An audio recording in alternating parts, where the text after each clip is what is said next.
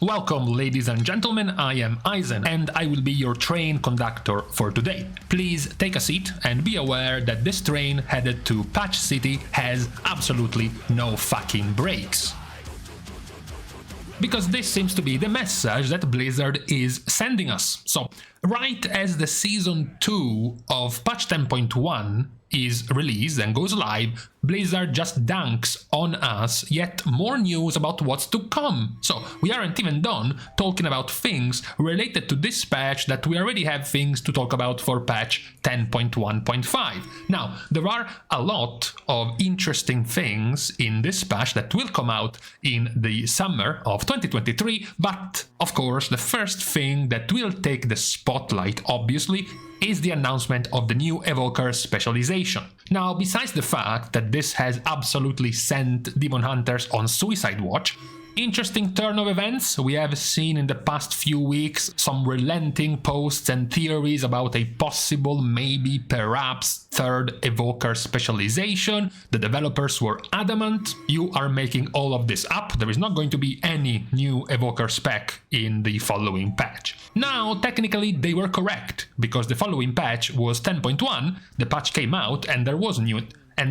no new Evoker spec, but what do you know? In patch 10.1.5 there is going to be a new Evoker spec, and it is also what was data mined, what was possibly speculated, which is the Port Evoker build, dealing damage, so functioning as a DPS spec with, DPS big cooldowns, a rotation of a DPS, you don't have to click on the frames of your friends to heal them, so you're a proper DPS spec, but you do have a whole bunch of different effects and abilities that can help your allies, not just in healing, not just in protecting them, but also in making them do more damage. They showed, for example, the very cool animation of Upheaval. This is what Elemental Shaman wished their Earthquake looked like on the ground. Upheaval being a 2.5 second empower cast on a 40-second cooldown, which is going to knock up all of the enemies. So this would put an Evoker having two different knock-up abilities on a 45 and 40 second cooldown if they want, for example.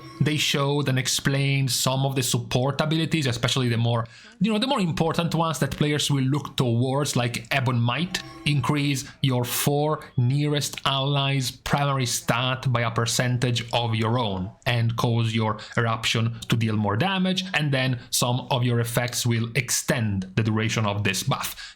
Some theory crafters, some min-maxers are already starting to think about this. Does this mean we have to coordinate in all of our encounters which of the players will have to go and stack on the Evoker whenever the Evoker wants to use this ability, because we want to give them their damage increase, for example? That might be quite interesting. Other players have taken this news of this support spec much less diplomatically. They are claiming, they are attacking this new Evoker spec and accusing it of being a walking power infusion spec. Just what players wanted. Many players were complaining that power infusion was ruining the social interactions between players and was putting a lot of a strain on being able to properly assess the power of a certain spec because of how important power infusion is for certain specs. And then the Giga Chat, the Sigma mentality Blizzard, comes in and says, power infusion? How about this? And just flops their huge third Evoker spec dick on the table. This might make it even harder now to gauge how well specs can do, depending on just how hard this new support spec will work. Maybe it won't even work, it won't even have the appropriate effect. Maybe it will just be a spec, some 10 to 15% damage below the actual DPS specs while buffing a few of your other DPS players. I think that would be the worst.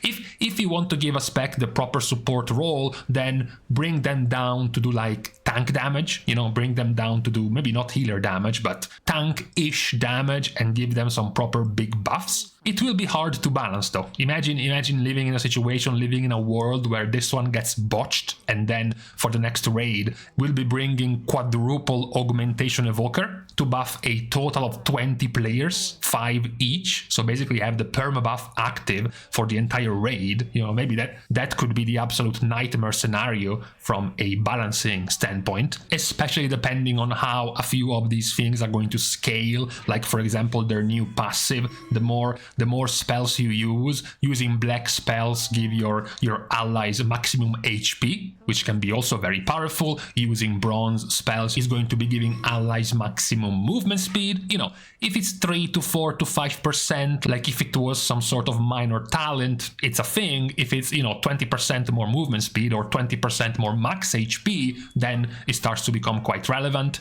There's also a cool new mechanic, which is also going to be, I already see it, a nightmare to work around. Bestow Warestone, which allows you and the friend you bestow, one of these two Warestones, to be able to teleport to one another within a 100-yard radius. So the first thing I noticed when I read this was, how do I even know where my buddy is in the raid? I'm only looking at my raid frames. I have no idea where players specifically are normally.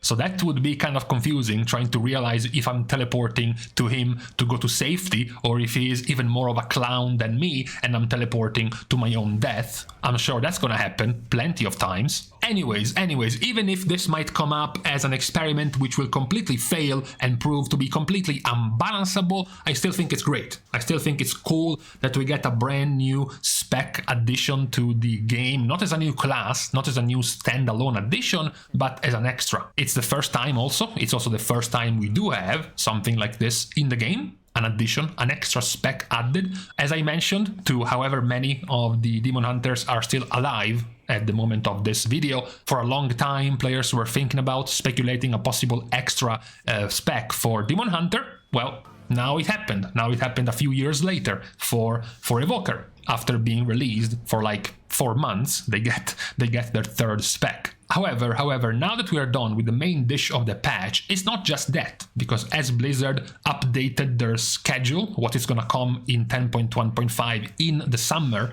it's not just going to be the new Evoker spec, it's going to be perhaps the most predictable of the additions, which is a new Megadungeon, the Dawn of the Infinite. We are now used to this. We're now used to get this mid-patch addition of a Megadungeon that's not gonna be available and unlocked for Mythic Plus, but only from the following season, right? We are used to this at this point, from the Tazavesh Megadungeon to the Mechagon Megadungeon to Karazhan as a Megadungeon. We have now gone at this point 3, with this one 4 expansions back to back with the addition of a Megadungeon. What is perhaps going to be quite interesting is the fact that in this Megadungeon we are going to be seeing Nosdormu as its evil corrupted version Murazond. We are also going to get to see Iridikron, one of the big baddies of this expansion, likely as the big guy overseeing things. We're not actually defeating once and for all the big bad guy, as well as Galakrond, the giant, huge proto-drake of many thousands of years ago's past. And to top it all off, you also get to see Evil Chromie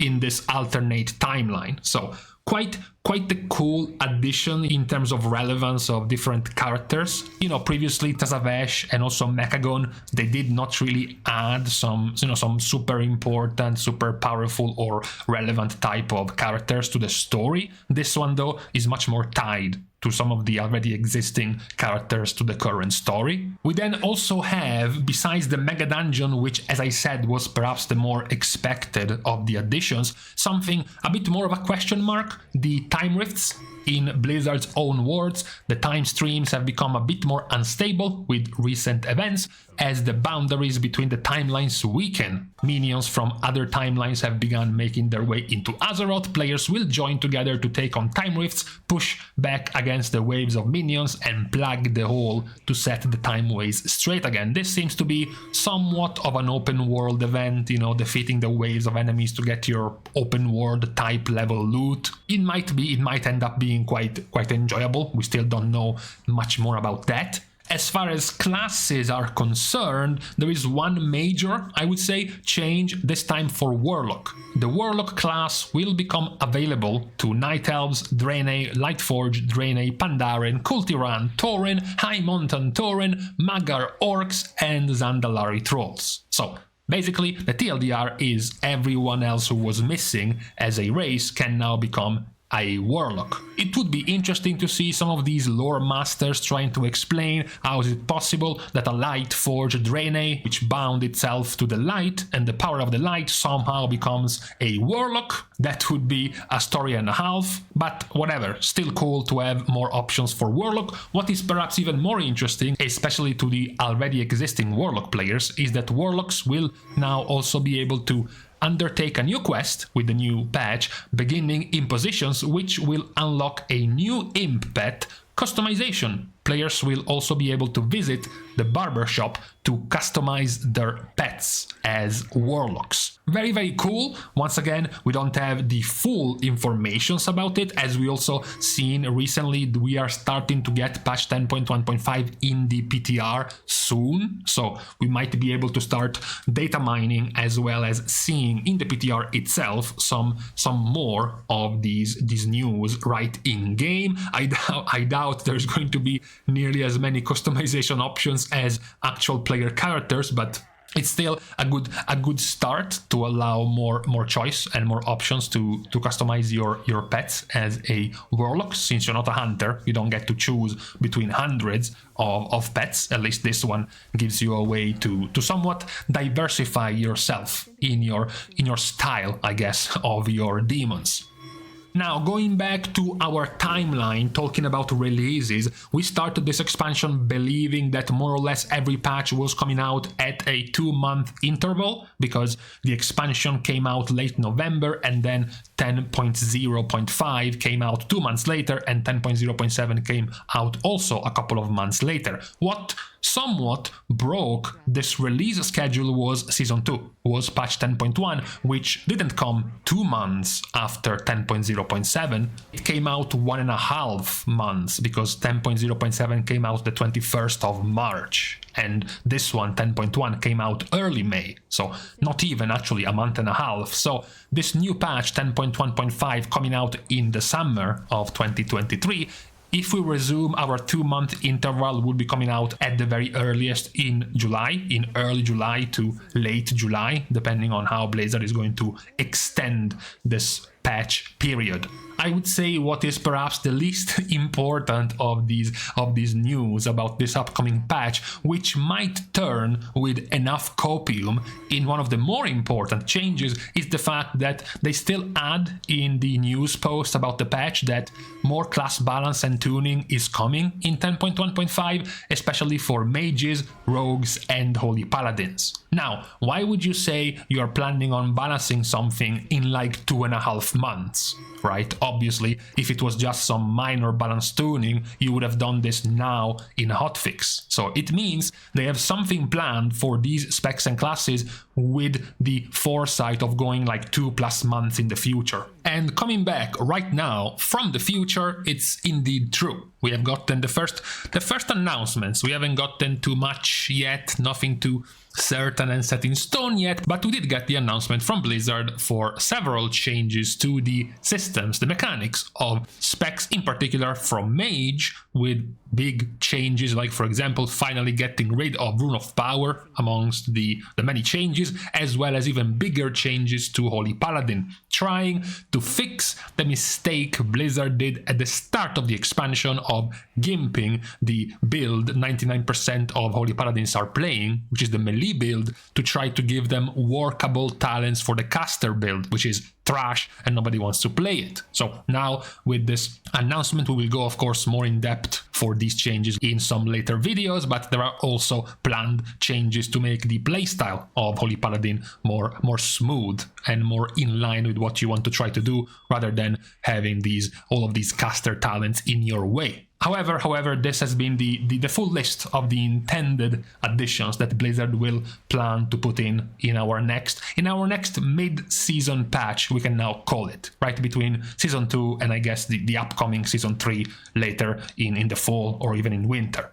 So with this, and also with this very positive feeling towards this patch, because most of the things, I would say all of the things mentioned seem to be quite positive overall, we are going to leave each other on this Friday. We are starting our goodbyes by thanking, of course, all of the Patreon supporters for the contribution and the help to the growth of the channel. You can still support as usual in other ways that are completely free. You can like and comment down below, as well as subscribe to the channel itself. And lastly, you can follow me over on my Twitter, as well as following me over on my stream on Twitch. So with this out of the way, thank you guys again for watching. See you guys tomorrow, and in the meantime, I just hope the support Evoker Spec is not going to be a disaster. That's the thing I'm looking forward the most to.